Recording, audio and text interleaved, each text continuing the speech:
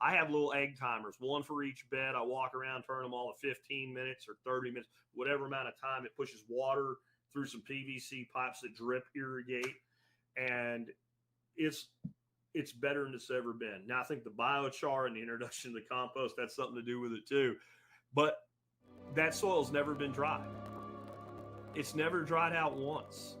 It takes one time for your garden soil to really dry out. It's hard as hell to really get it hydrated again. A lot of the components will become hydrophobic when it dries out like that.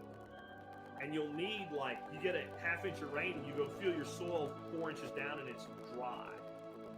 When you automate irrigation, you prevent this from happening. Now, why did I go fully semi-automatic, right?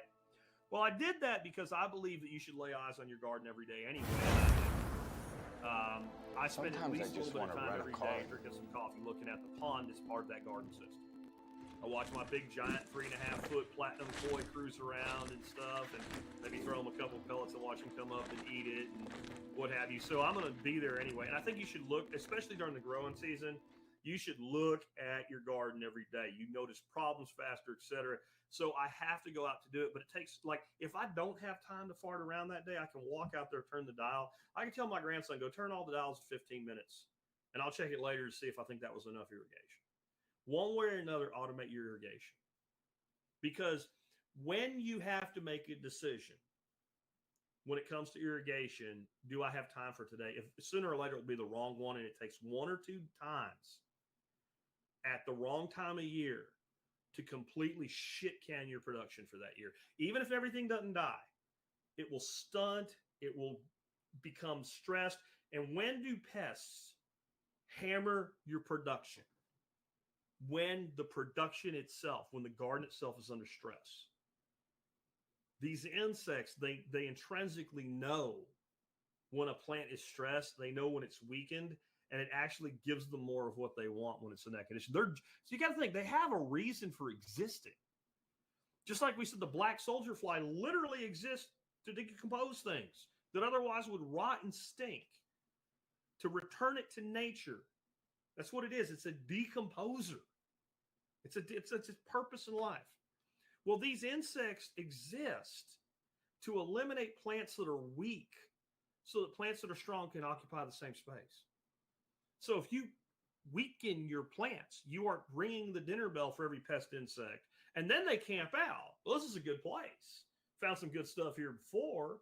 There might be some good. So when you start trying to revitalize it, they just keep nomming on it. So automate that irrigation. Hydroponics / aquaponics. Okay. I don't do a lot of hydro. I did a lot to learn about it so I could teach it. I don't think you should be teaching things you've never done. I found that to be reprehensible. I had a lot of questions about it, and I thought there were some things it could do for me. You know what it does really well? It lets me eat things like arugula, lettuce, and fresh basil in February. You can set up one little tiny system, I mean, as big as a bookshelf, and you can produce salad all through your winter indoors. It's worth doing for that alone. It's also a great way to start plants that you will then later transplant into soil. So it's great for that. But for some people, it is the answer. I live in an apartment. I don't know what to do. Well, what I said I can do in the winter, you can do 365 days a year. Aquaponics is kind of specialized, but I think that it fits so well into the function stacking that we talked about. If you're growing aquatic vegetation, you might as well throw a couple ebb and flow beds and maybe one deep water bed onto it eventually, because it's more production that you can do. And again, we can grow things with aquaponics that even if we don't use them, if we're a livestock producer or a worm farmer, they can. So you know that plant I talked about called Ipamere aquatica, and I said it grows like crazy. It's almost out of control, and it's delicious, and it's sweet potato family and all that. Yeah. I've never seen it grow with the intensity it grows if you plant it in a ebb and flow aquaponics bed, and then train the vine into a water source like a pond or a tank, so that it's both in the bed getting the exchange flow with the main root system, and the stems of it float. They're hollow, and it'll send roots off of those and start vining off of that. I had a 50-gallon ebb and flow bed sitting on top of a 100-gallon tank in my aviary at one time. I planted this stuff in the ebb and flow bed. And again, it went down into the tank and then spooled over the 100-gallon tank. I was going in there about once every 2.5 to 3 weeks and cutting it and then hauling it out in buckets and filling a wheelbarrow with it and feeding a wheelbarrow of it at a time to my ducks. And from the time that started until what got cold enough in fall to slow it down, I never didn't have it happen every 2 to 3 weeks. I literally had to cut it so it didn't eat the place.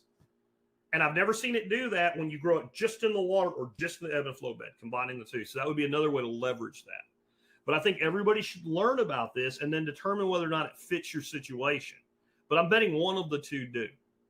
And they're very different things. Hydro and aquaponics are different things. And aquatics is a completely different thing than either of those. There is a blur line between aquaponics and aquatics that I can't get into today, but it has to do with scale. It has to do with scale. And there's certain limitations to both sides of it. Moving on, food preservation. I think you should have at least 2 or 3 methods of food preservation that work for you and for the things that you produce. For me, my 3 biggest ones are lacto-fermentation, blanch and freezing, and dehydration.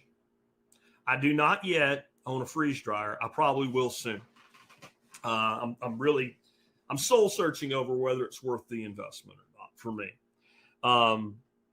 It would be great for surplus eggs when we're not selling them all. The thing is, by reducing the duck head count, we pretty much sell as many eggs as we have in surplus anyway. Lacto-fermentation to me is one of the ways that you actually make vegetation deliver on its promise of nutrition. Because this is what I've always tried to teach about gardening and plant production. And people struggle with this. You don't feed plants, you feed soil. And what the plants really need is life in the soil. And if you give true, abundant, aerobic, living soil a shot, it will grow plants better than you ever could by yourself. It's the life in the soil. I want you to go back when we talked about Johnson soup. How can you take compost that's probably about 2-1-2, if you're lucky, in NPK, spread it on an acre, add a ton to the acre, and get a result? How does that make any sense? If you spread a ton of 2-1-2 granular fertilizer on an acre, you wouldn't be able to discern a result. You put it side by side to another acre, it'd look the same. It's not enough to matter. So how does it work? It's alive. It enhances the soil life and food web. And that's what the plant grows on. What does that have to do with lacto-fermentation? Human health is directly related to the life in your guts. And most Americans' gut health is frankly garbage. And if you look at like the work of Dr. Price, Dr. Weston A. Price, what he determined was every indigenous group that he investigated in his research that had incredible health despite not having access to modern medicine had a fermented food in their diet. Every single one of them. It's back to what we talked about yesterday, the link between food and humanity and salt, because you need salt to do this. I think it tastes incredible, and it's feeding the life web in your gut biome. And it's dramatically stupid easy to do, and I probably should do a show on it, and I probably will next week. If not next week, the week after. It's time for us to revisit that topic. I also like dehydration because it's simple. You buy a dehydrator, you set the temperature, you put the food in it.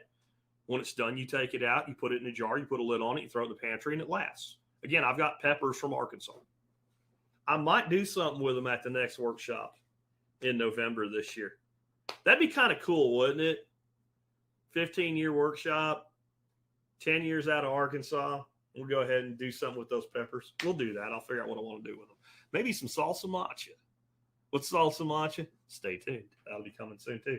All right, but look it up if you haven't. You'll thank me later. But find 3 methods of food preservation that work for you with what you grow. Again, we grow a lot of eggplant dehydration, and anything that dehydrates well, you get a food processor. You set your disc to the diameter or the thickness you want. Throw it on the trace, turn it, click.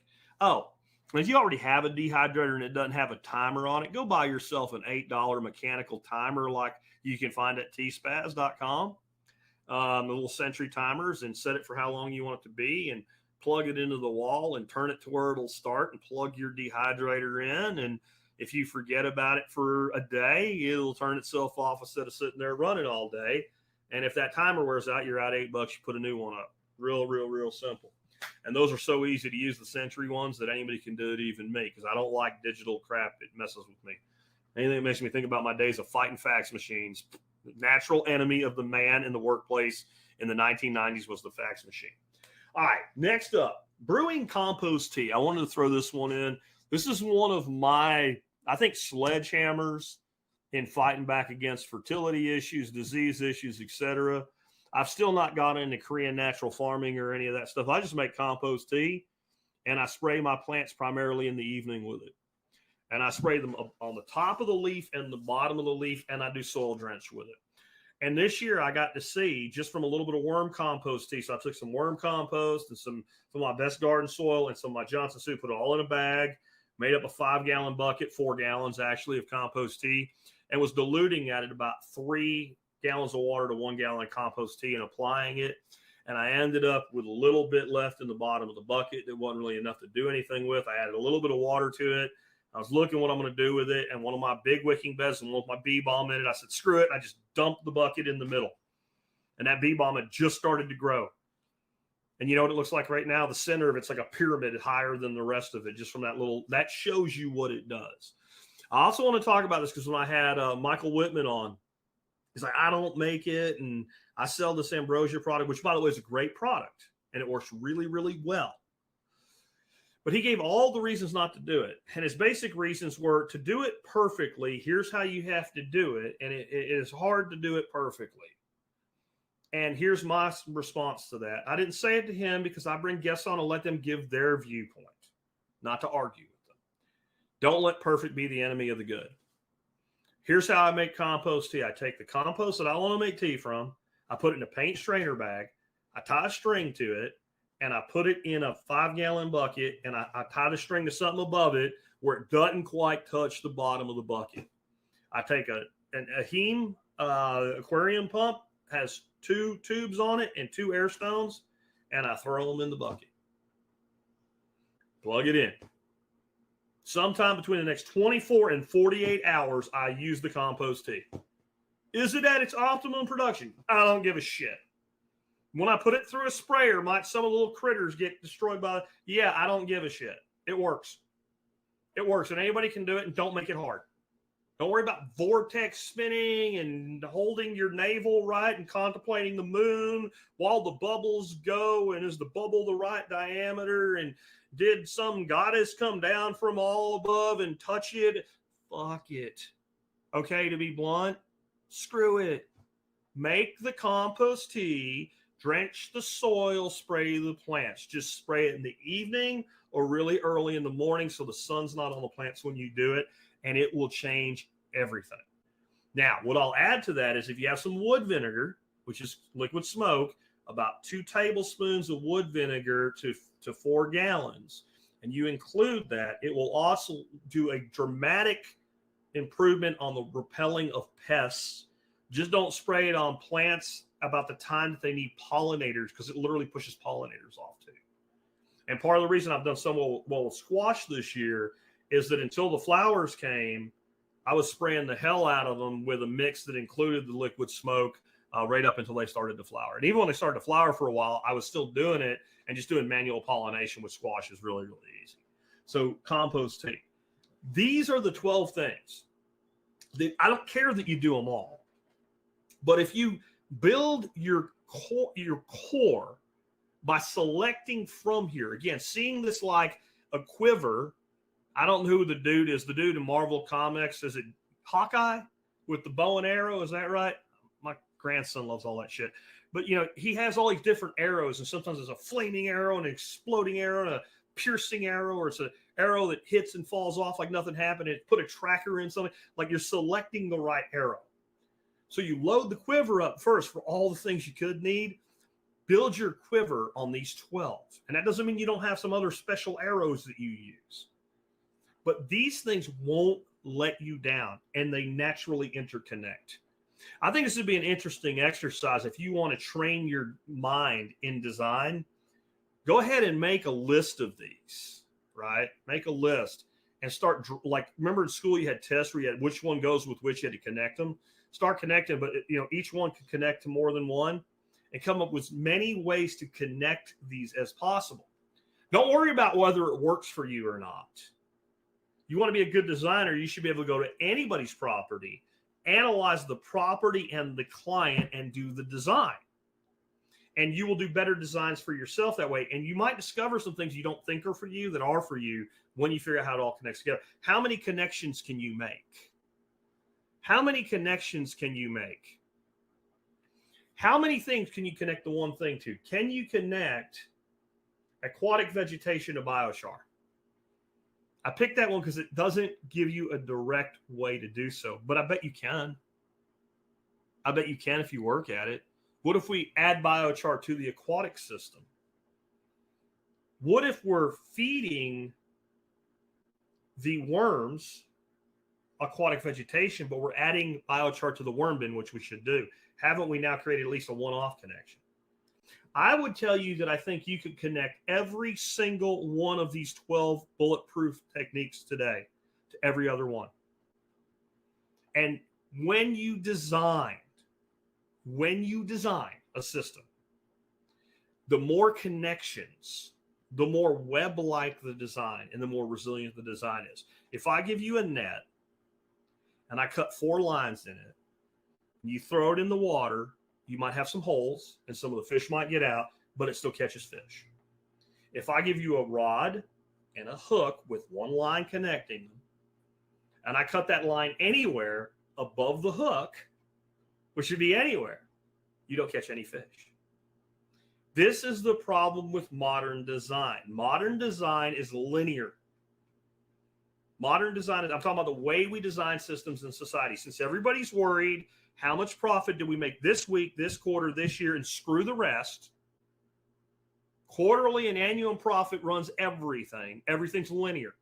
This thing connects to this thing, connects to this thing, connects to this thing.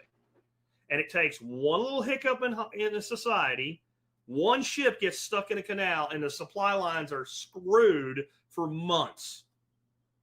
But in a net design, individual failures are not catastrophic. Even if a piece of the system dies, the system as a whole lives. So as much interconnection as you can create. And let me finish one more time. Technique, tactic, strategy. It's a hierarchy. So how do we reverse engineer the design? Since I can't quite figure out what my strategy really is. Well, we pick the techniques that will best apply to us. Then we make the interconnections. And the interconnections define the tactics. Then we sit back and we examine the techniques and tactics and say, well, what do I really want to get out of this? Then we can come up with a sentence or two that defines our entire strategy. And then we rework the system back from the strategy back down through the tactics to the techniques, and we get an airtight design. And any one of you that does that on your property with sincerity, that doesn't get bogged down in analysis paralysis, that doesn't think that you're a special little snowflake and your property is different than everybody else's, you'll design a better system than most professionals could design for you. You really will. Now, it still might be worth having a consultant come sanity, like on large scale, expensive installations, you bet. Having someone like a Nick Ferguson come in for $1,500 or $2,000 or whatever it is, and overhaul the whole thing will probably save you $10,000 over 5 years. That's a good investment. But even if you don't, you can do so much better for yourself than you think you can. And that's why I was willing to come at this from a technique standpoint today, even though it's counterintuitive for me to do. And when I started, all I thought about was technique and a little bit about tactic. I was still like that corporal that's about to become a sergeant. Maybe he's been to PLDC. That's primary leadership development, right? And started to get some exposure to strategy. But even though I understood this design process in a business, because I had to, or I would have never been successful in business, when I first started really doing the permaculture thing, it was like, oh, hugelculture. Oh, like everything hugelculture. You had this disjointed hugelculture mound. It worked. Sitting out here by itself, not interconnected to anything, doesn't make any sense. How do you move through your property? What would you do on your property if it wasn't a homestead anyway? What is your intrinsic characteristic? Do you have a mailbox that you go to every day? That's a pathway.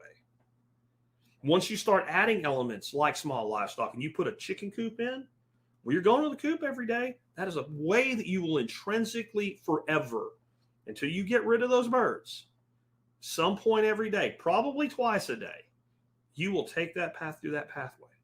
How does that interconnect with the rest of the things, your strategy? And how does that yield the tactical implementation of your technique? And then take that lesson and apply it to life. You want to build a business? What's your strategy? How do you tactically employ techniques to achieve your strategy? You have to be the commander, the lieutenants, the sergeants, and the privates in this implementation. And this is what we should be teaching kids. When people talk about fixing our education system, and all they mean is either pay teachers more or get the wokeism out or whatever they mean, they don't mean anything to me. If we're not going to start teaching kids to think like this, then school is fundamentally worthless. Well, Jack, at least they learn to read and write. You can learn to read and write with a computer. Put a kid alone in a room long enough with a computer, they'll learn to read and write on their own. Maybe not as well as they could, but they will, because they'll want to do things and they'll need to figure it out. And humans learn things when we need to learn them. When need meets desire, learning happens. So the stuff that we say, well, at least they learn this or at least they learn that, a lot of shit they learn they'll never use. But they'll be a damn good cog in the system or a damn good sprocket in the system, won't they? Let me tell you something. What you learned today is way more important than about growing a garden or having a worm bin. What you learned today, hopefully, and maybe you need to listen to this one again, is how to think your way out of slavery. The average person in this country is nothing but a proud slave that shines their chains and says, look at my chains. They're shinier than all the other slaves. Well, maybe some of those slaves up there have diamonds on their chains. I don't quite rate that, but I'm a good mid-level slave, and I live a great life. That's what the average American is today, including people that have diamonds on their chains, right? You're just a slave. If you're not driving the strategy in your own lifestyle design, if you're not the originator of the strategy, someone else is. If someone else has designed the strategy as to where your life ends up, they own your ass by proxy. And if you can't tell me what the strategy in your life is, and you don't know where you're going, and you can take all the technique you want, and it's just wasted energy. And it will never be tactically implemented to optimum results. It will never happen. It's like trying to get in a ship, get it up to speed, leaving Japan. You want to end up in LA. You know, LA is, east. So you get the ship up to speed heading east, and then you cut the motors and go drift and think, sooner or later we'll get to LA. And you might, but it will be a damn happy accident if it happens. And it will not be on time. And everybody on the ship will probably be dead before it happens. And pirates will probably find your dead bodies and not even have to steal from you because you're already dead, and just take your ship and go wherever the hell they want with it. That's your life. If you don't understand this lesson, that's why I said it's the most important thing that I can teach you. Develop a strategy. Determine the techniques that allow you to reach the strategy and the tactics that connect them together, and constantly, like a good commander, take a step back and reanalyze. Does the strategy still make sense? Does it need to be altered or redesigned? Okay, no, it still makes sense. It's great. Are we actually getting closer? Where are we weak? How do I fix this one little piece here? How to make it just a little bit better? What's the magnified effect of a lifetime achieving a 1% improvement when I'm 20? Do the math. assuming you're going to live to be 90, if you improve the overall process by 1% at the age of 20, and it compounds every year at 1% for 60 years. No, 70 years, right? 70 years. What's the compounded effect on improving the end result at the end of your life? And then tell me you have time not to worry about that 1%. Strategy, tactics, technique. With that, guys, let's go ahead and wrap things up. Let me remind you guys, if you like the show and the work that we do, you can do your online shopping beginning at tspaz.com. That's right, tspaz.com, where you find all the items that I use in my life, reviewed honestly. And if I wouldn't spend my money on it again, I wouldn't recommend it. I say that all the time, but in this case, I did spend my money on it again. I got one of these going, and I realized as much waste as we were putting into the worm bins from all of the aquatic vegetation, all of the regular food waste, especially from the kids, the coffee grinds, etc., that I had more than I could give my worms. So I bought a second bin, and I acted like a beekeeper. I literally took half of the worms out of one of them and put them in the second one, started up a second one, and split my worm farm, like split the beehive. And now they're both doing great. This is one of the most forgiving methods of worm farming there is. It is over $100. So there are a lot of ways to set up a worm farm for less. But if you want the easy button and you want something specifically to use indoors, this is really worth taking a look at. Again, it's called the Urban Worm Bag. For me, what makes it really work is it's suspended and it goes indoors. And the way it zips up, I have not had it invaded by ants. I have wanted to farm worms on this property since I moved here. And I hadn't done it until this spring, because every time I tried to do it, sooner or later, the damn thing got invaded with fire ants that colonized it and killed all the worms. And since fire ants aren't good for composting, I had eventually done what I recommend. If something just doesn't work, until you find a way to make it work, stop doing it. Don't be the fly in the window. Something's coming tomorrow about the fly in the window, by the way. Anyway, this thing just is awesome. And I recommend not only do you read my write-up on it, but go ahead on YouTube and start looking for people that own this thing and use this thing. And we're going to be talking more about worm farming in the future. I'm going to do a whole show on vermicomposting. But you see, I've done a pretty extensive write-up. I even did a quick little video of my own setup right after I got it done.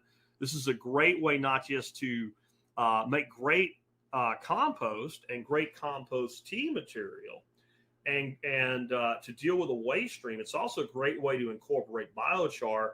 About every third feeding, I put like a red Solo cup full of granulated biochar into my worm bin. So it's passing through the worms. It's being incorporated. So it's going to be biochar infused, super stuff at the end of it. And again, if I was going to do commercial worm farming and I was going to, try to grow thousands and thousands and thousands of worms or what have you, I probably would have to figure out some way to do this a less expensive way. But for homestead scale production for on-farm use, a couple of these are totally worth the money. Check them out. And there are some negative reviews. Just read my write-up. And, like I say, a lot of times when I'm analyzing a product, I do look at the reviews. And my question first is, what are the negative reviews? And are they intelligent or are they from special children? And in this case, they're from special kids. You can just look at it yourself and you'll see why. Like, these are people who didn't read the instructions, don't know how worms work, and don't understand physics.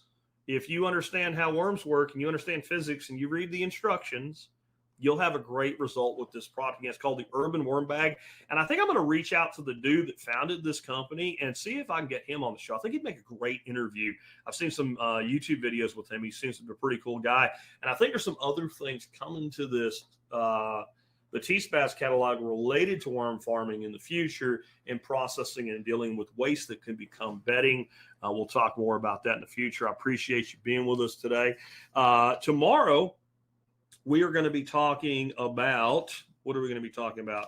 Permaculture education, careers, and business with our special guest tomorrow. Thursday, I have no idea what we're going to do yet. Friday will be expert council Q&A. But for the foreseeable future, we are on a regularly scheduled program. Again, thank you guys for 15 freaking years. 15 great years. 13 and a half years of full-time podcasting. You guys have made it possible for me to do what I do. And on that note, real quick, I have got 4 tickets left to the 15-year anniversary party that happens exactly 1 month from today, Thursday, the 20th of July. If you want to come to that, you can find a link in the video notes below. It'll be in the audio notes as well for today. And 4 tickets remain, and almost everybody's been buying them in pairs lately. So that's probably 2 couples is what's going to happen there. With that, take care. Catch you guys tomorrow with another episode.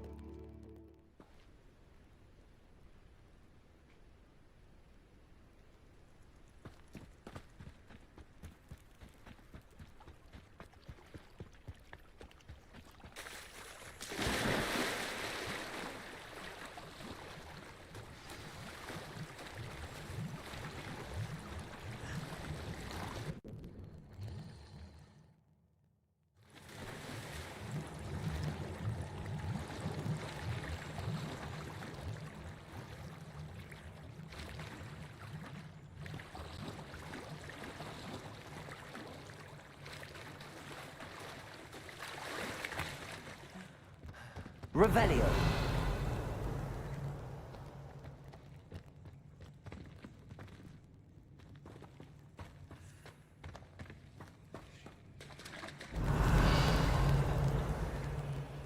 Accio. Levioso. Incendio.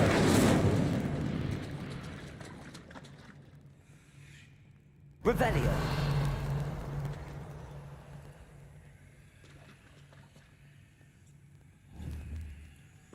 Accio.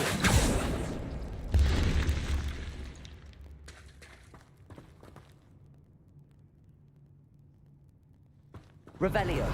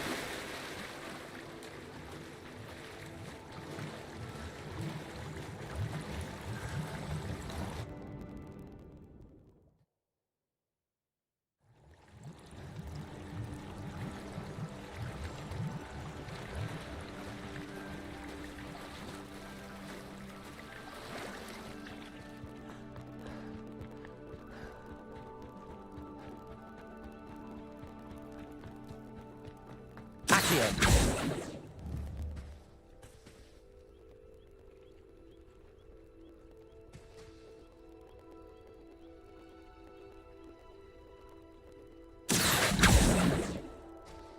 Levioso.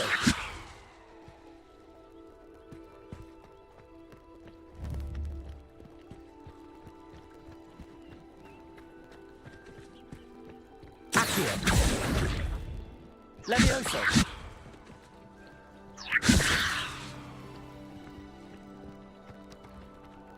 Incendio.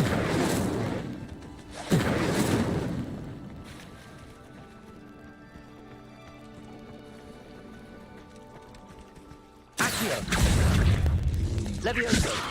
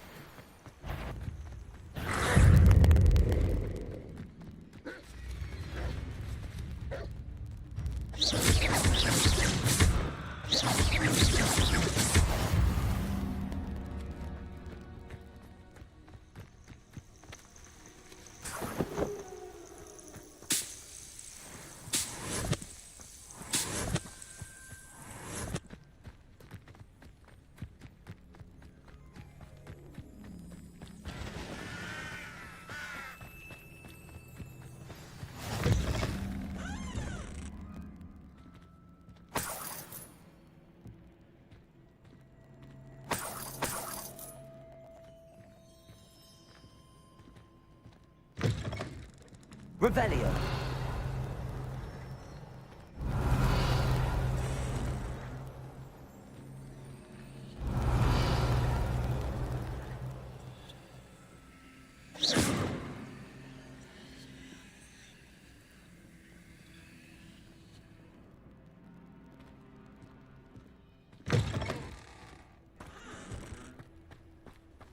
Revelio.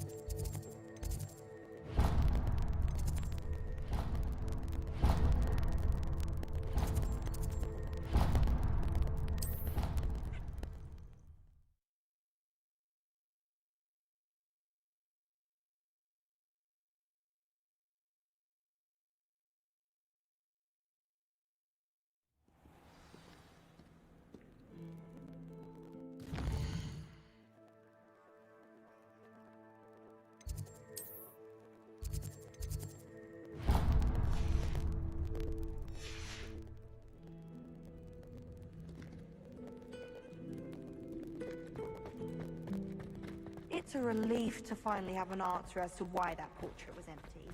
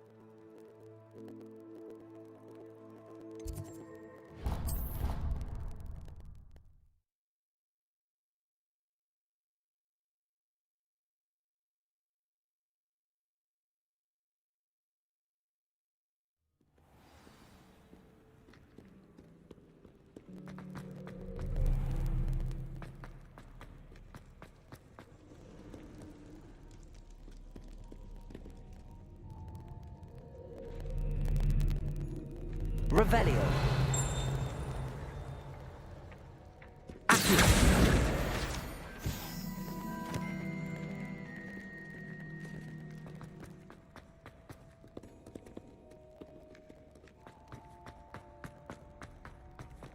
I'd better keep an eye on high places around the school for Zenobia's gobstones.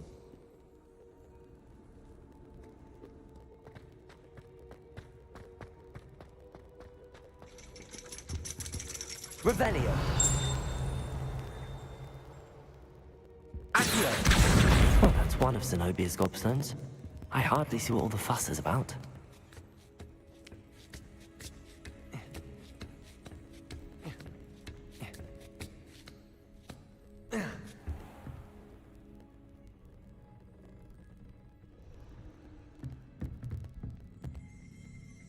Revelio.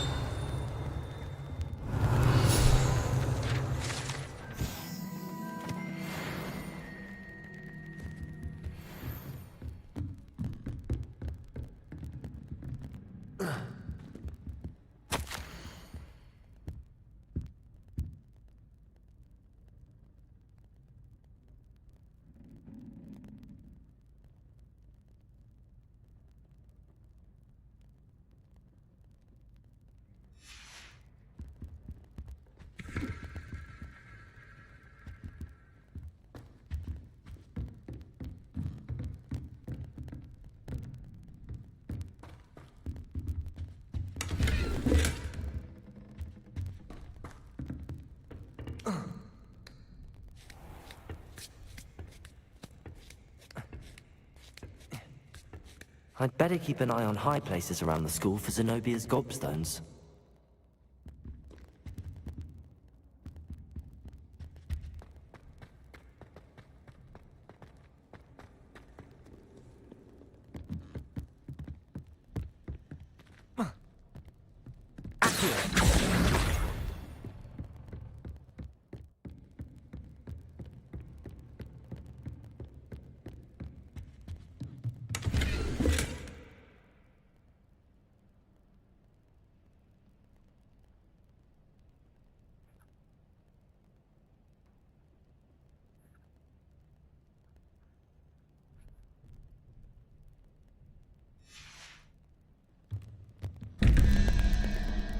Revelio.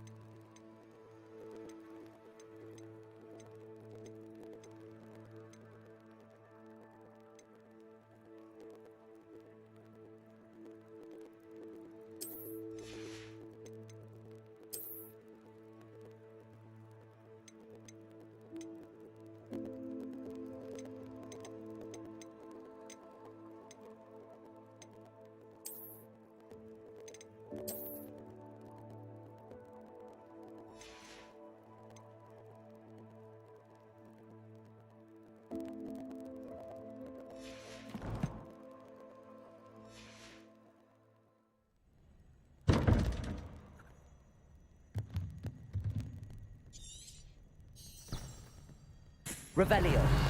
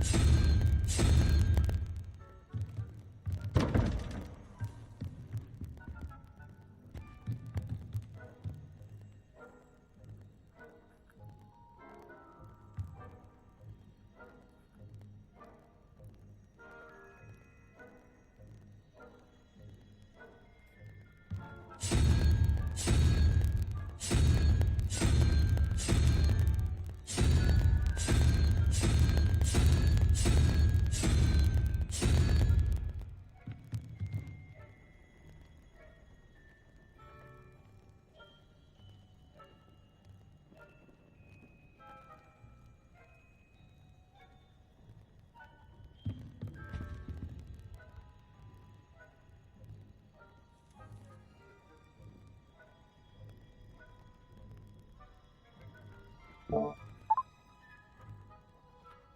testing one. There we go. Hello. And I'm back now. Didn't even realize I wasn't. Gotta learn to pay attention to things like that, right? I'd better keep an eye on high places around the school for Zenobia's gobstones. Revelio.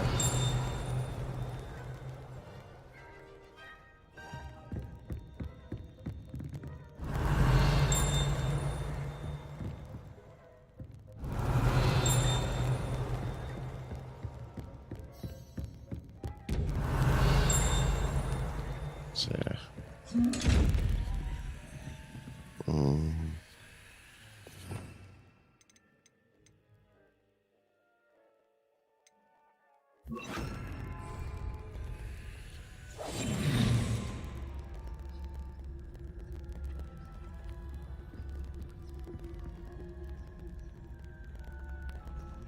Lumos.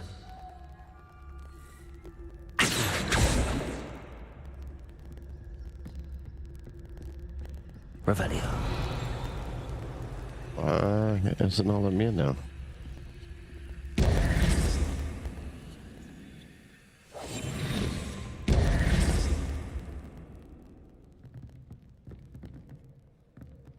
Huh.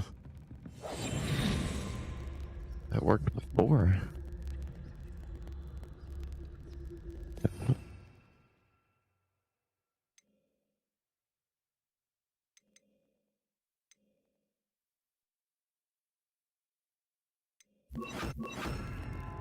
No.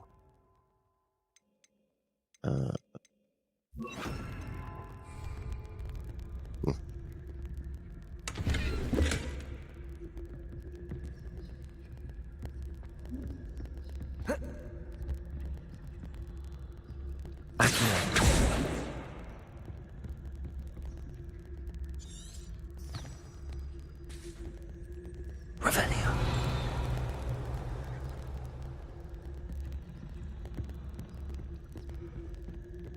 The one I already got? I'd better keep an eye on high places around the school for Zenobia's gobstones. He says again when I got back. Maybe it's just not cleared up when I got the other one.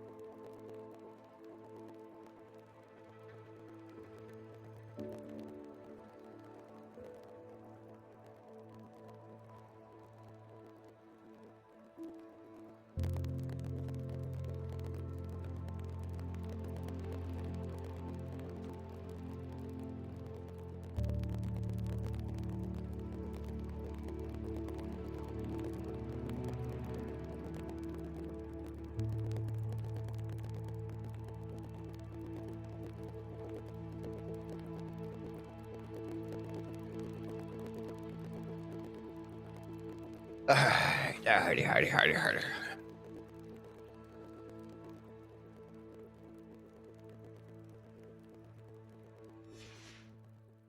Oh, coffee. Forgot my coffee.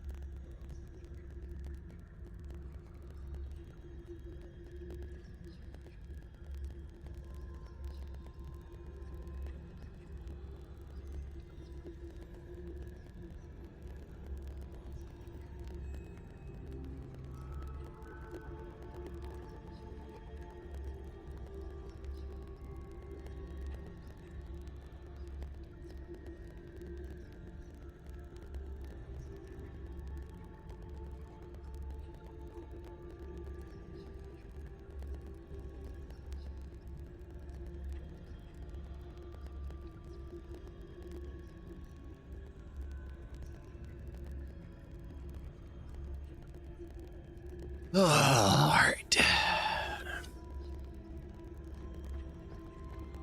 All right, let's go and turn off this. Douche spell. Oh, how'd I keep? All right.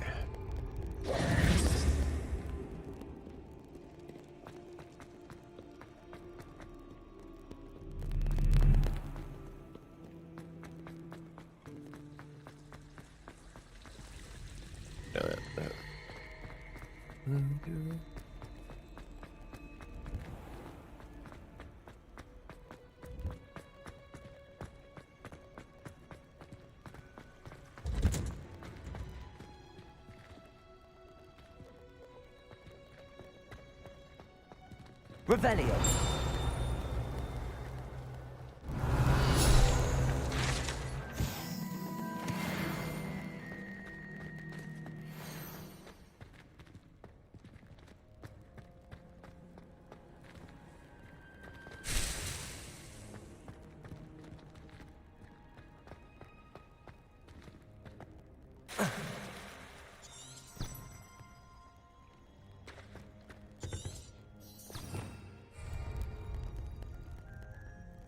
Revelio.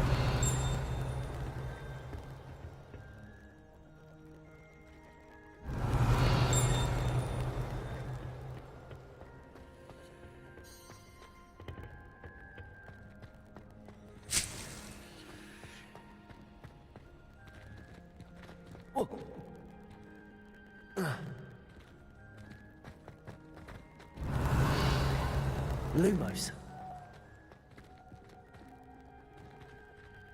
Revelio.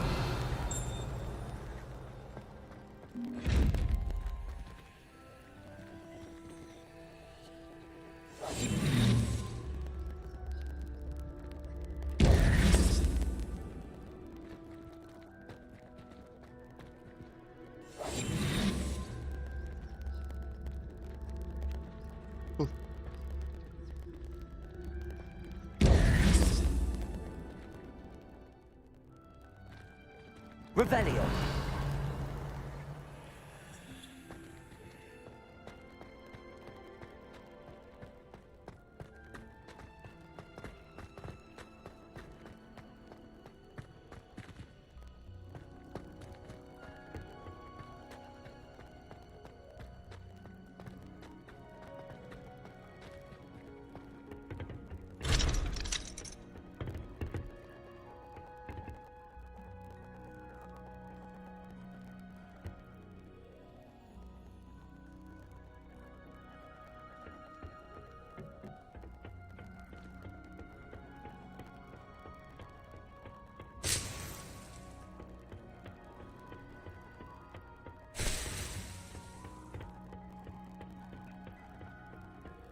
Revelio.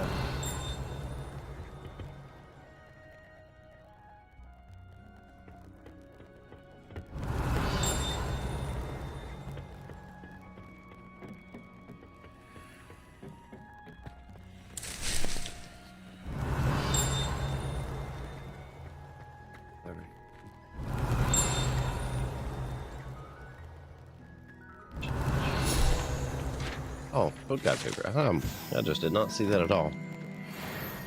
Revelio. Now the chime is called.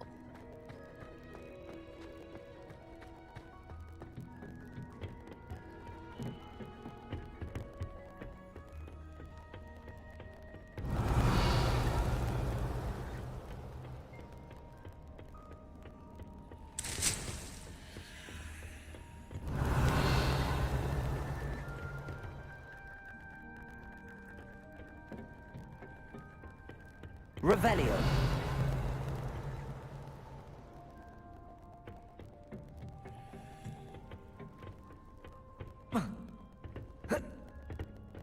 Go vaulting over the rails.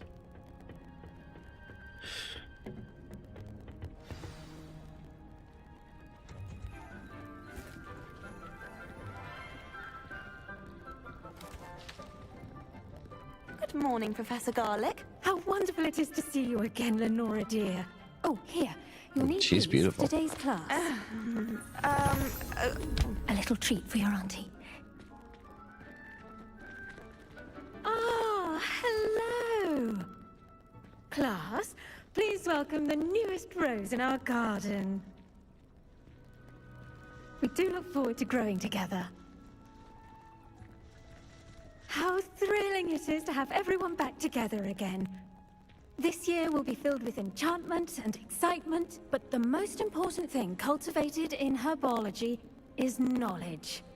The prudent herbologist is no more afraid of the venomous tentacular than the bouncing bulb. Now then, today we will be acquainting ourselves with the mellifluous tuber known as the mandrake root. Accio. Let's see if we can't make our fibrous friends a bit more comfortable, shall we? First, let's protect our ears.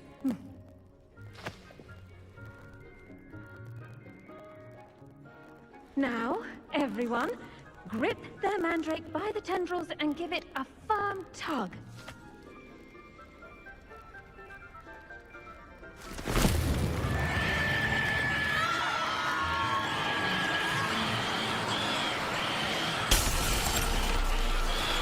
Quickly! Place your mandrake in the new pot and cut down the soil!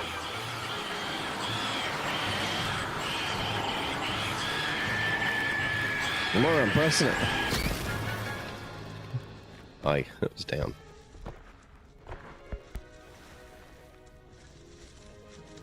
The soil should envelop the root like a warm, dirty blanket, putting the mandrake right at ease. Reparo! I'm very sorry about that. Yours was a bit mature, I'm afraid. All right then, off you go. Splendid work, everyone. Now for our That made her next quite task, pretty. We'll be planting dittany at our potting tables. You can all get started. I need The to... best time to plant a seed is last season. The second best time is now. I wonder if hippogriffs like knotgrass. Yes, Professor. Firstly, well done with your mandrake. They can be rather difficult to get a grasp of.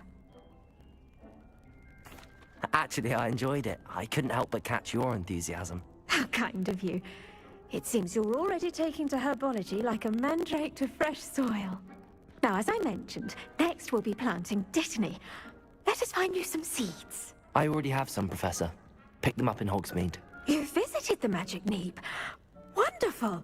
A prepared student is bound to bloom. I've arranged for you to have your own potting table here in the classroom. Wasn't easy to spare one on such late notice. Plant the seeds there now, and you can return to harvest them later. Even with soil, sunlight, and a bit of magic, they will take time to grow. Let's see how to balance my star thistle arrangement. Niffler's fancy, or Dittany's restorative properties make it a vital ingredient in the Wiggenweld potion, as you all should know from Professor Sharp's class. Well done! Once it can be harvested, your Dittany will be ready to use in Wiggenweld potion. I'll let Professor Sharp tell you about that. Now, what say we branch out? Introduce you to a different sort of flora, the Chinese chomping cabbage. You'll find that some plants are better suited to uses outside of a cauldron. The cabbages do get testy without something to chew. Fortunately, I have a dummy for them to gnaw on. Here, dear, and let them have a good chomping. Yes, Professor. They're in the other greenhouse. It's just at the end of the footbridge leading out of this room. Your classmate, Mr. Pruitt, has kindly offered to accompany you. Come back and see me when you're finished. Oh, and mind your fingers. They do bite.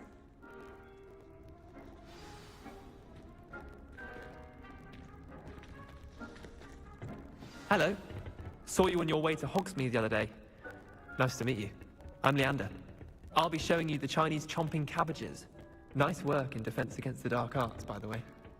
Excuse me? Your duel with Sebastian. And he's good. Thinks he's really good. But you outright slaughtered him. It was brilliant. Oh. Here we are. Home of the Chinese Grab a few of those. Now, see that dummy? Just toss the cabbages at it, and they'll do the rest.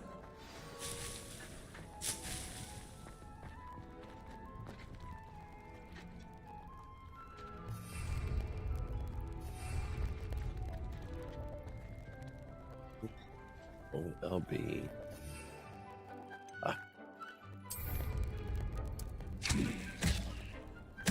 Look at that!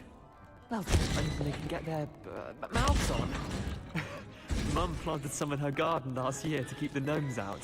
Did save her the de-gnoming, but they left her honking daffodils in tatters. Vicious little bastards, aren't they? My kind of plants.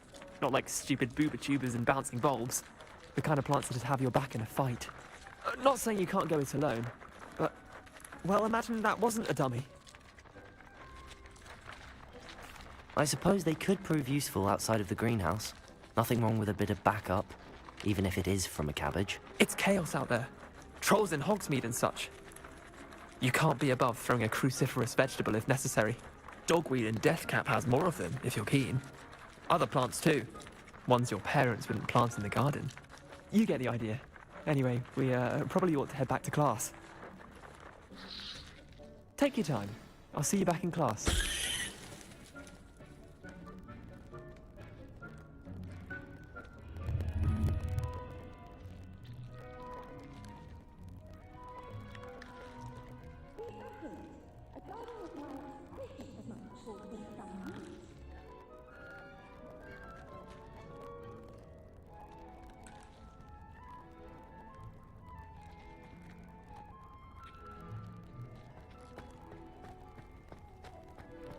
I shall happily return to Professor Garlic.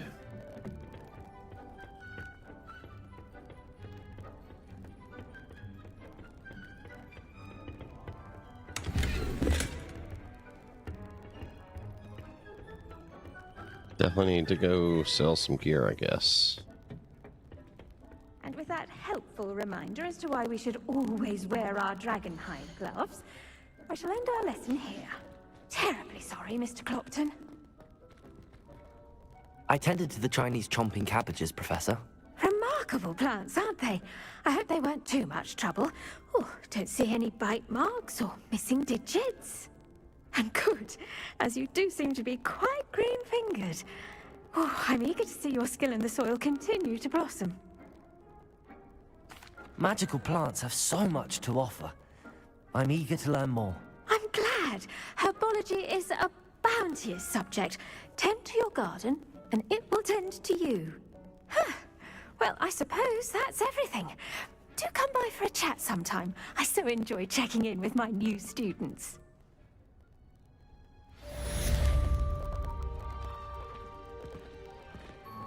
But those mandrakes are really relishing their new pots. I should think, Professor I do wonder about... Did you know that you can use the mandrake to defend yourself? Why, the very idea.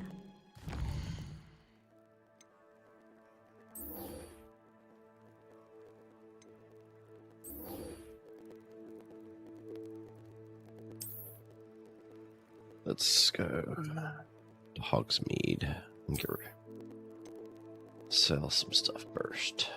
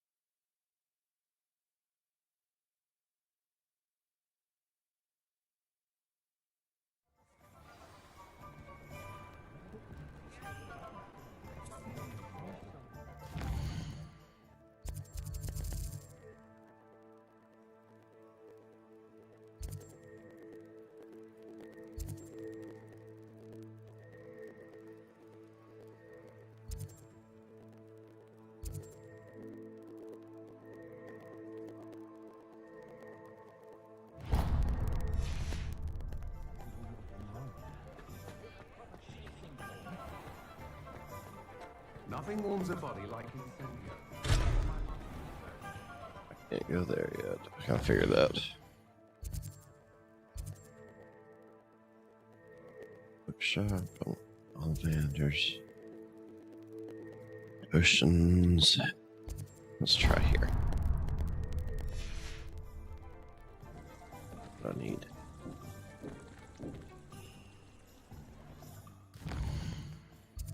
West. Let's untrack these. Oh.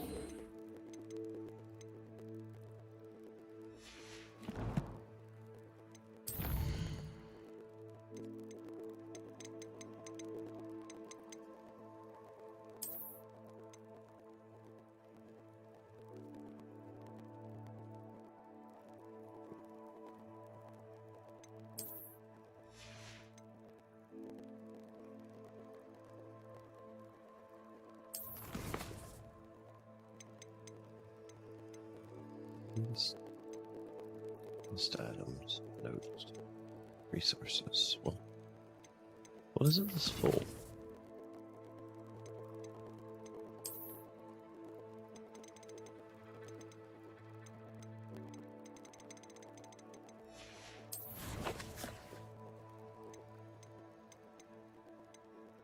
No, this looks full. It said that something is full.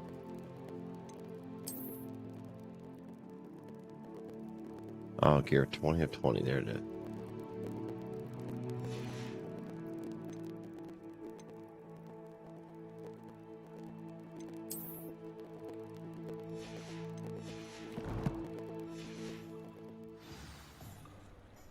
I think I got the right place booked here.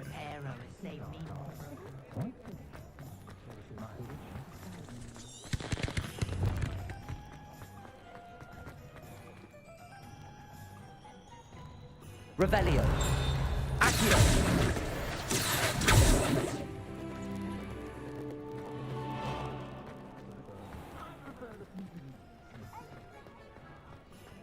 Not a day goes by I don't do something I didn't learn at home. Ready for a little change in fashion, are we? Plenty to choose from here, so take your time.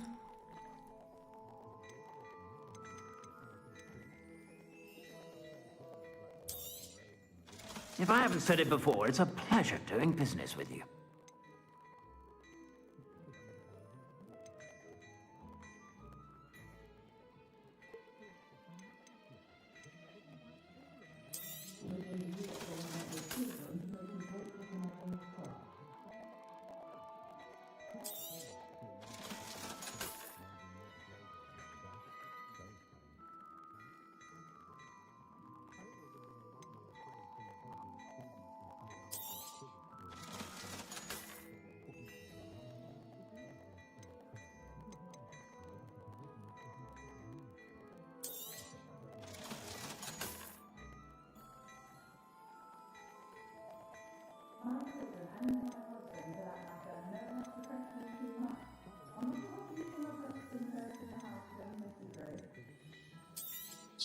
I guess.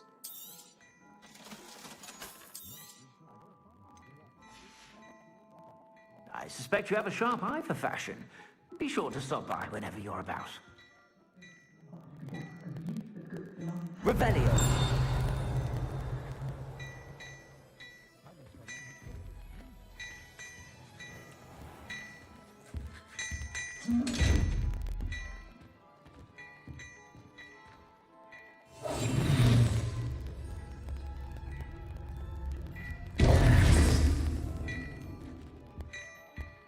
Revelio.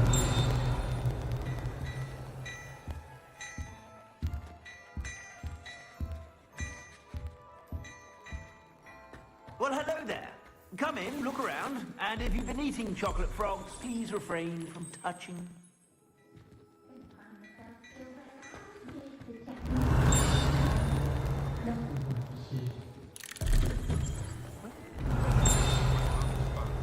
Not when you've just had your hair done by Calliope Snelling. Revelio. Where is it?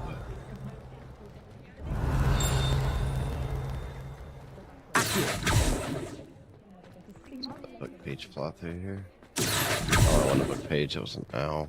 Revelio. It's further away.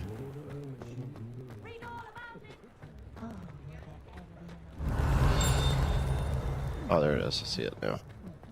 Chores aren't so bad. I don't mind the odd one without magic.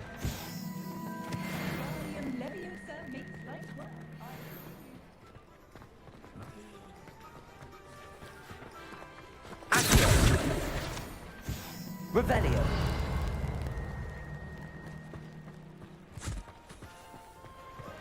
I told you not to go down that path. It's one of those guys.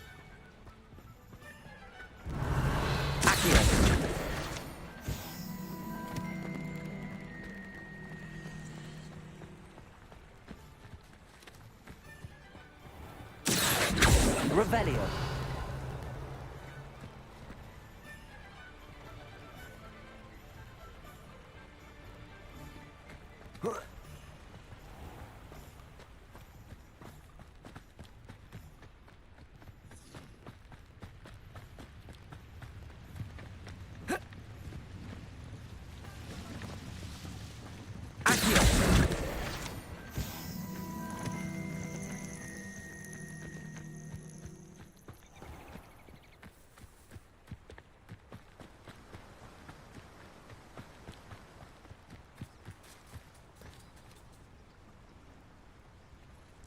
I take the time to pet the kitty.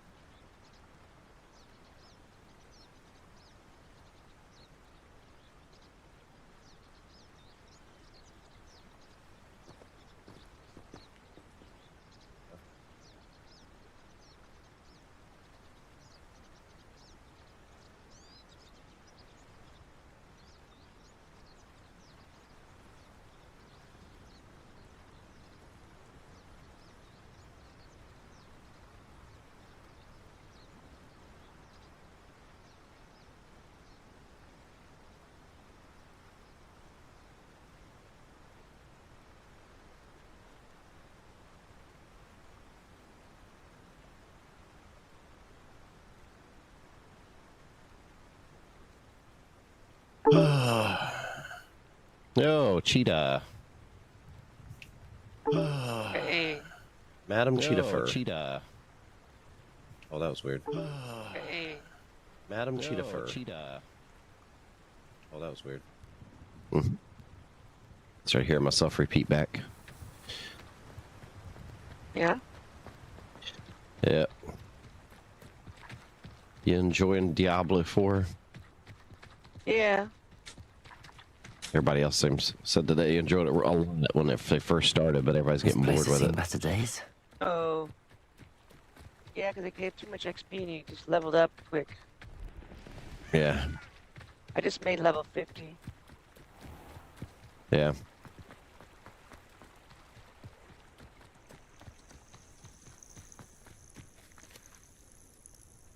Yeah. Yeah, they nerfed it. They nerfed it. Slow you down. That don't make sense to me though, why they would even launch it like that, because I mean that's like a common problem with so many games. I don't know why they, it's like they always do that. I don't know, they do play testing, but I guess they don't do it enough to figure out how fast people can get XP. Yeah. I don't know. You're They need supposed to to finish the first. You're supposed to finish the first thing. We're supposed to finish it at level 50. Reach level 50 at the last should have act returned. or whatever. Excuse me. Did you say something about Bardolph Beaumont? I did. Well, I'm on I act don't think 4. we've met. I just reached I'm 50. Dorothy Sprottle. I was just worrying about Claire Beaumont's brother Bardolph. Only I mean, he's you gone can grind missing. side quests Rumor and is get he was seen in the forest practicing dark or, magic. level up Saw quicker. him myself near some ruins with Rookwood's lot I did. I fear he got But himself just into doing trouble that with the main Ashwinders, quest, you shouldn't get especially if he 50. made them a promise he couldn't keep.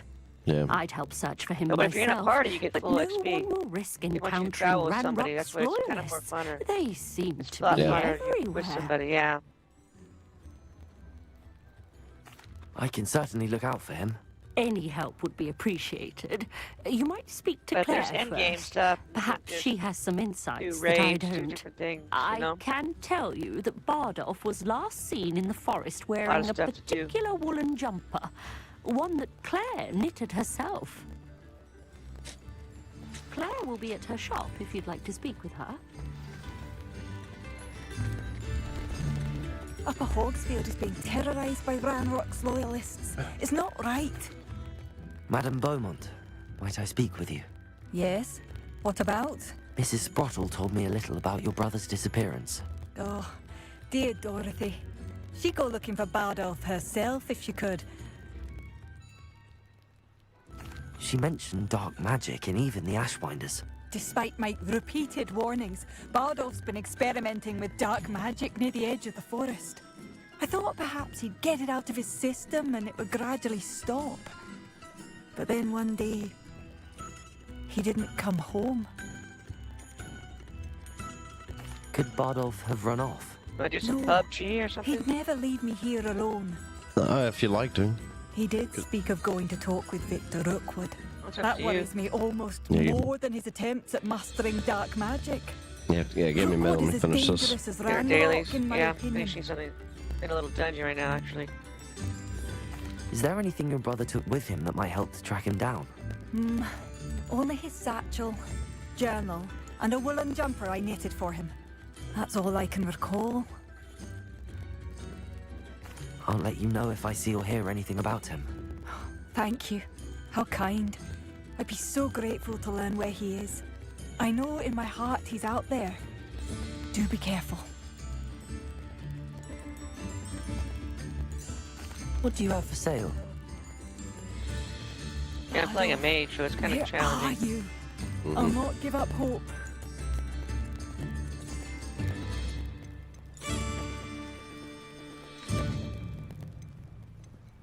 Ranrock's loyalists are a menace. What can be done?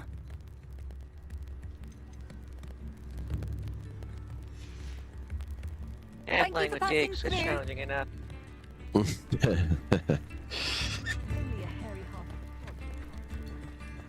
Yeah, he abandoned us last night again. Oh, me and him were talking about that. He Right. I'm like, what did you do? Dip out on Nate again? He's like, LOL. I'm like, Yep. I don't know. He's like an It just- old yeah. school gamer. Yeah, well, he just changes games in the middle of it. I was like, it's just, and If it thinks it's got half a chance, a werewolf would be on Revelio. Bromley Gaunt was the sort who'd flay her own mother. Polyjuice potion wants keeping away from today's young, I'd say. No, it's not one thing, it's the other. First they're teaching students. Are you still here? Next thing you know, it's unforgivable still here. curses. Okay, I trying just to heard a weird feel this sound. glass. Yeah. I'd take up herbology if it didn't involve so much dung. If only I could Oh, invent a killed new it. I potion. only got the last Yeah. boss here. Indispensable. I'd be set for life. Yeah, he said he was just getting annoyed with the game. and he said he froze up and stuff. But he was like in the middle of playing, and you got on. He said he lost all his what do you call His it? money. All his no, and his like. He said he lost all his textures of the game. He's got something going on. Like that's weird. Like, that's weird. He lost all his textures.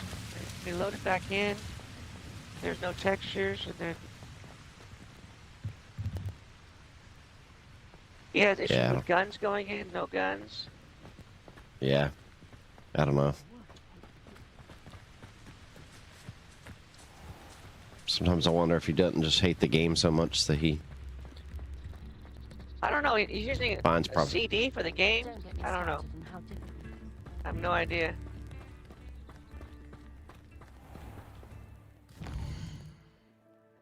Yeah, I've got an idea, but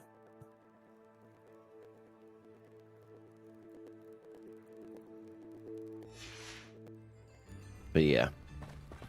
This could prove dangerous if I'm not careful.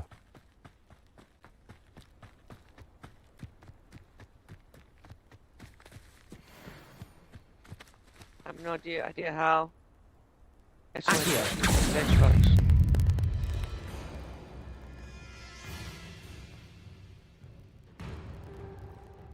Oh, no, nice. Incendio. Levioso.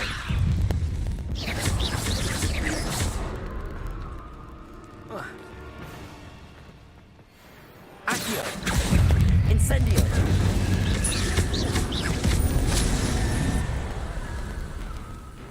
Levioso. Accio. Incendio.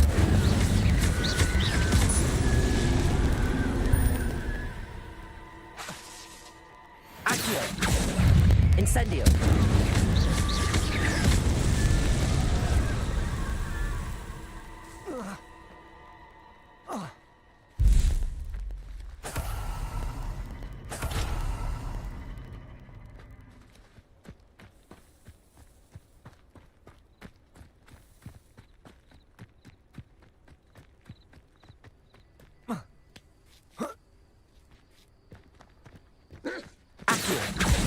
Levioso.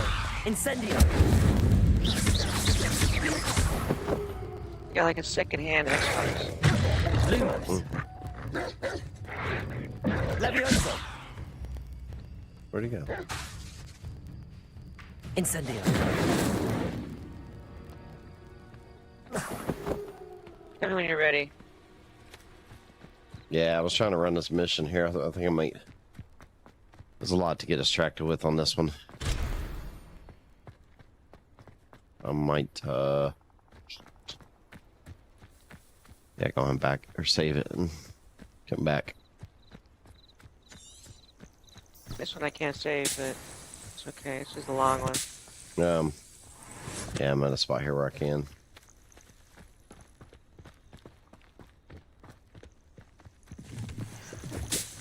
Just. Yeah, it's like when I'm on a mission, though, it's like I hate to pass up easy. Accio. Incendio. Yeah, it's things that are easy to pick up. Yeah, I don't know how far I'm into this thing. I gotta slay the grinning fiend. This. Levioso. Accio. Incendio.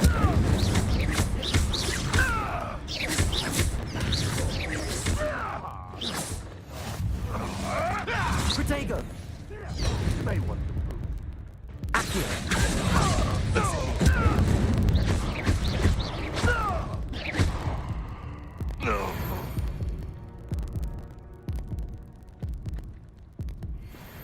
I need to go make me some more potions. Oh, I found elite. Great. Where did I go? But this one guy, I don't even know where his stuff went. Yeah, let me know when you're at a spot where you want to back out. Or... Yeah, I'm at elite right here. Oh shit. Yeah, I'm pretty much in something where I can stop at any point. Might get my ass kicked right now. Yeah. Yeah, it's raining here. and the kids are out. Revelio. They're out Incendio. playing.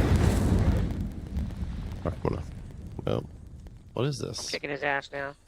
And this crystal here that I can't seem to figure out how to pick up. I can go Super Saiyan Yeah. with one of my abilities. Yeah.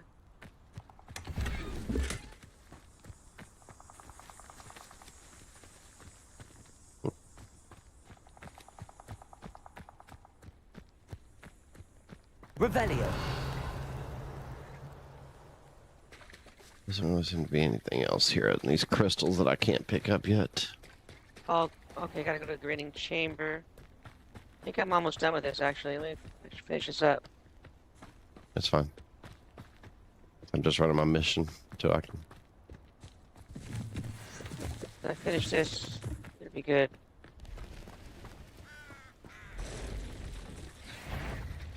Oh. Accio.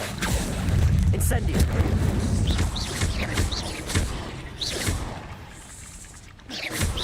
Levioso.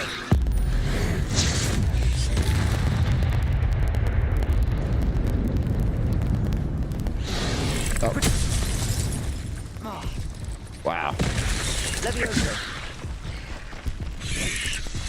Oh, dang it. I'm dead. Wow, these spiders are no joke.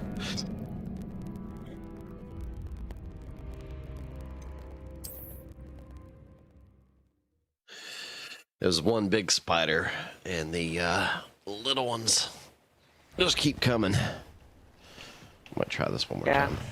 Yep. Yeah, spiders on here. I hate them. Incendio. Accio. Levioso. Protego. Dang, so even my Protegos that does not protect me. Oh, no.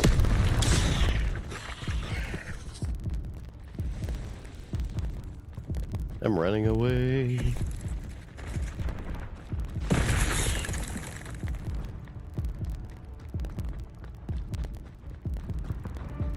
Yeah. See if they quit following me. Good, they did. I just need time to heal up. Oh, I forgot I've got these cabbages I could throw down. Cabbages. Yeah. Chomping cabbages. Okay, now my health's back up. Let's. Oh, that's weird. Oh, the centaurs. Hello.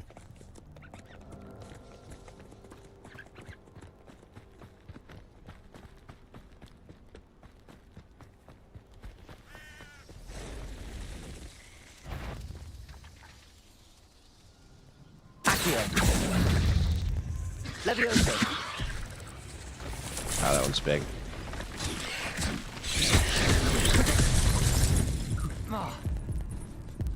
Incendio. Alright, let's just run away from these guys, because even my cabbages and Incendio, like, I've thrown everything on them, and it's just like doing nothing.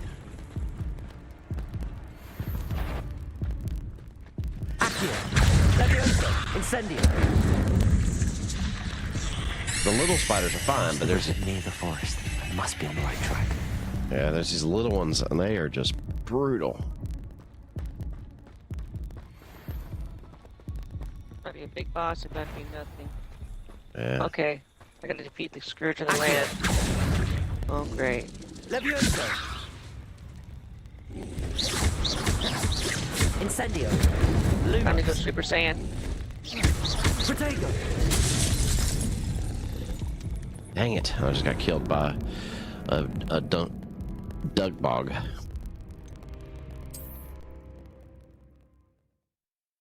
Which is basically a giant frog with like limbs growing out of its back. Pretty good though. Past the river near the forest. I must be on the right track. Oh.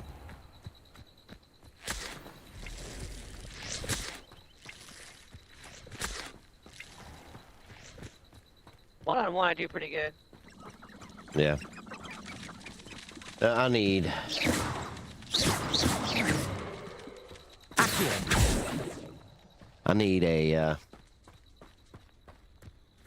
Revelio. oh goodness, I can't think. 6 seconds to go Super Saiyan. No, well, yeah. No, I need I need my healing potions. I had some and they, just, problem is I take a little damage. I take damage pretty quick. I don't have enough shields. Yeah, my mage.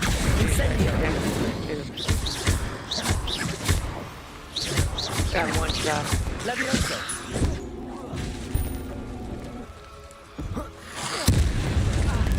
Protego.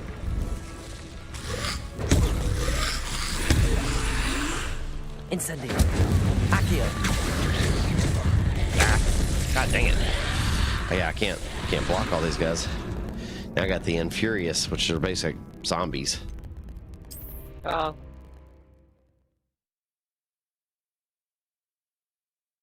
Did you get this game? No. Oh, Hogwarts, no. Yeah. If you like Harry Potter, you should get this game. This is I don't like Harry Potter. You don't? Oh. Not a big Harry Potter fan. Lumos. I figured you would be. This looks intriguing. No.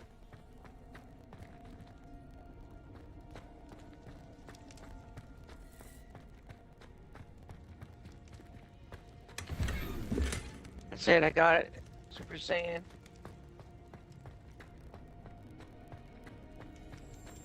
Melt him. He's dead. I win. Game over. Alright, let's go try these Leave the guys dungeon. again. Leave the dungeon.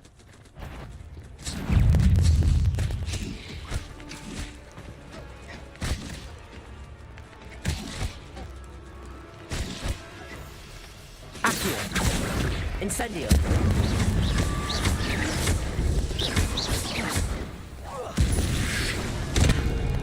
Levioso. Incendio.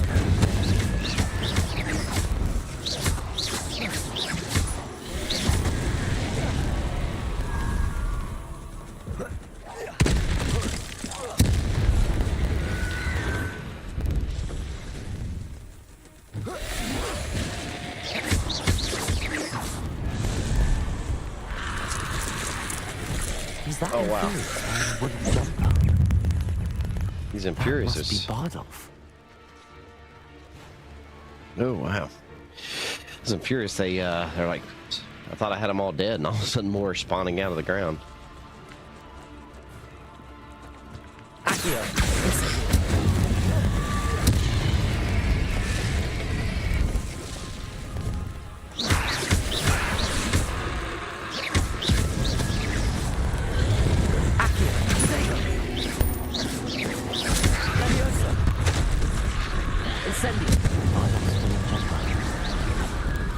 I'm not sure Madame Beaumont would want to know what really happened to him. Accio. Incendio. Protego.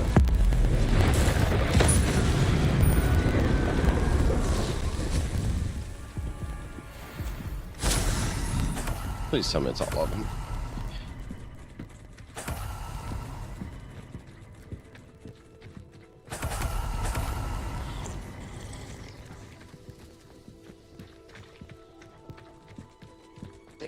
I got my pony. Got your pony. Yeah, I got my pony in Diablo.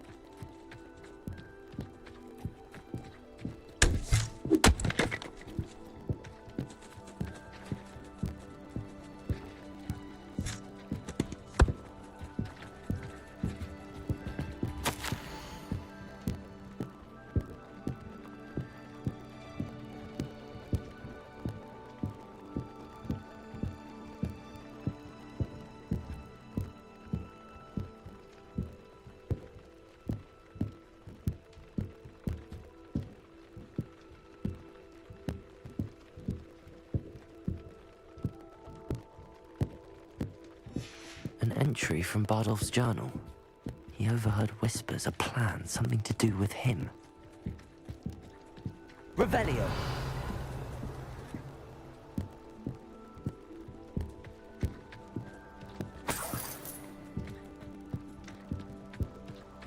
All right, I hear a weird sound. Sounds almost like the beating of a heart in a box. And I'm wondering if it's like a telltale heart type thing. Right.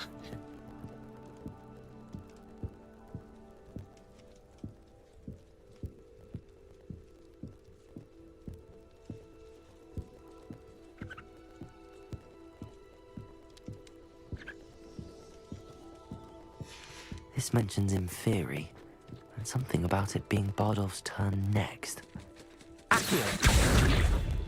Alright, it's completed a Incendio. fire pit and a Accio. Ready.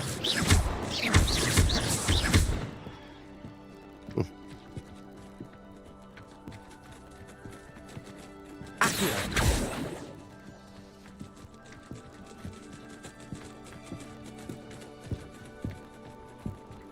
Revelio. Really want to know what's inside this box.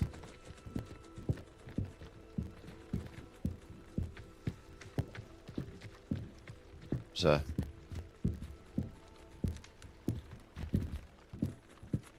Yeah. Oh, wrong headset.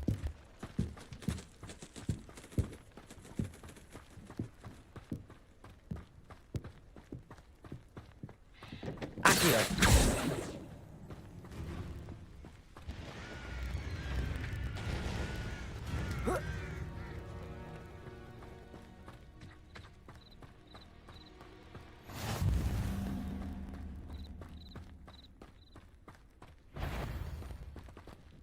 I find the red. Incendio. You're not going to like this. Protego. Accio. Incendio. No one takes one of my own and lives the hell of it. Come on now. Ah. The block, I feel like I cannot get up fast enough.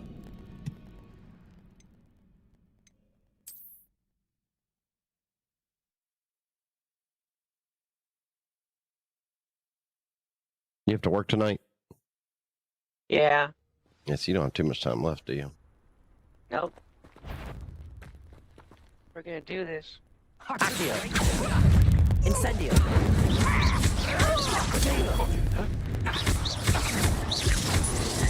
Always this awful. To get my Nothing more than luck. Admirable trick.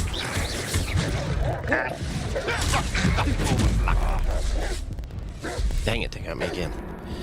These guys are too high level for me.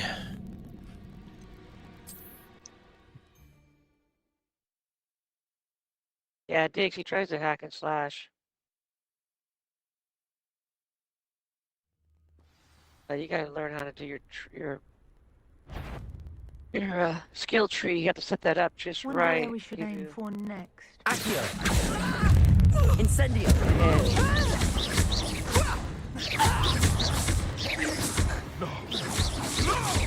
Accio.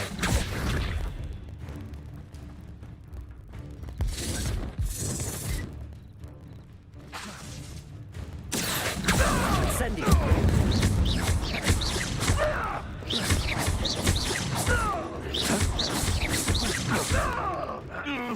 Accio. Incendio.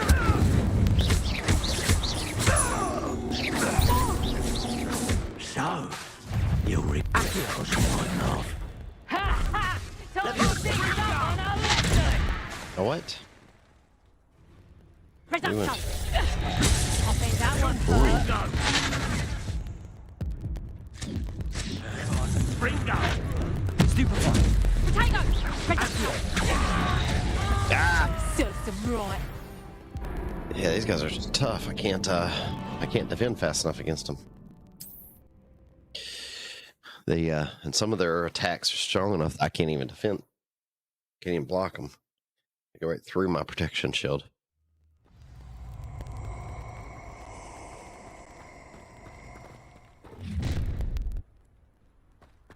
You come to the wrong place. You come to the wrong. Oh, Let me know. Can't bring down.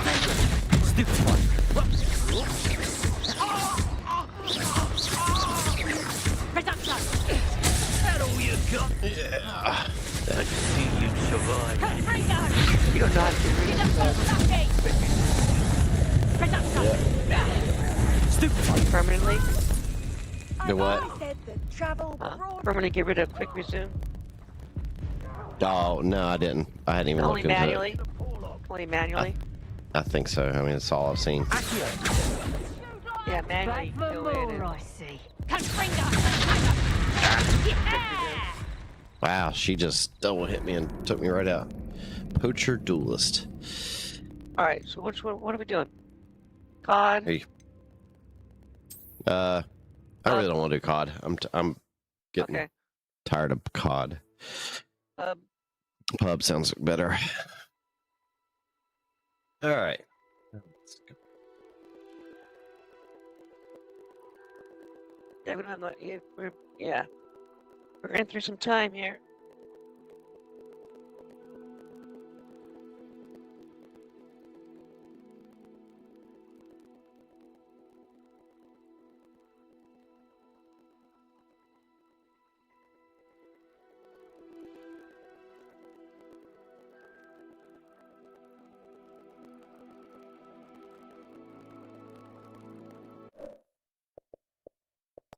Gotta find the game, actually. Ooh. There it is.